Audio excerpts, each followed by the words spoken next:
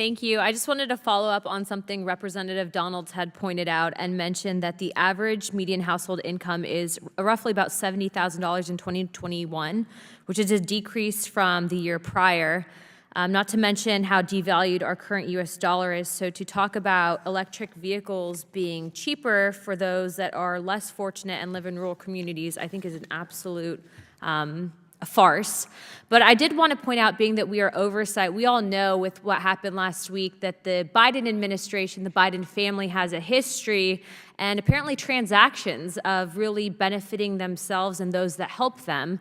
I wanted to submit this to Record Chairman. It's a diagram that my team put together, and it has the slush fund of political donors and companies that help to elect Joe Biden and those that are receiving the very same green initiatives.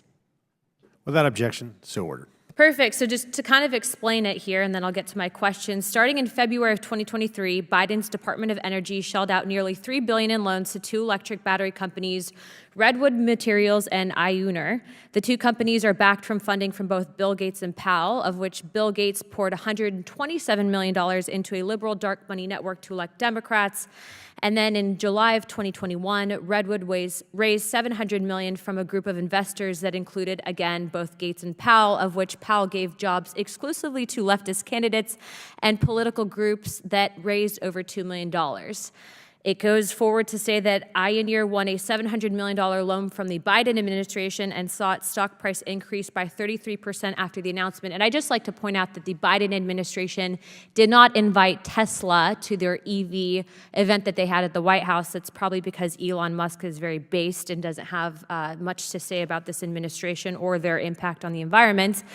And then I'd like to go forward and say that John Arnold, who gave $13.5 million to one liberal dark money group from 2016 to 2020, also contributed in helping elect this administration.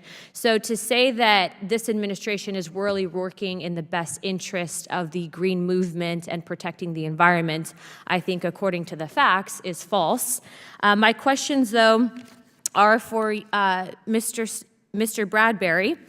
What should we do when we're told to evacuate ahead of hurricanes? I'm in the state of Florida. The electric grid is overloaded, and we're stuck in a standstill traffic for hours, and tens of thousands of people are pouring onto our freeways. I guess you'd have to hitchhike with somebody who has an internal combustion engine car.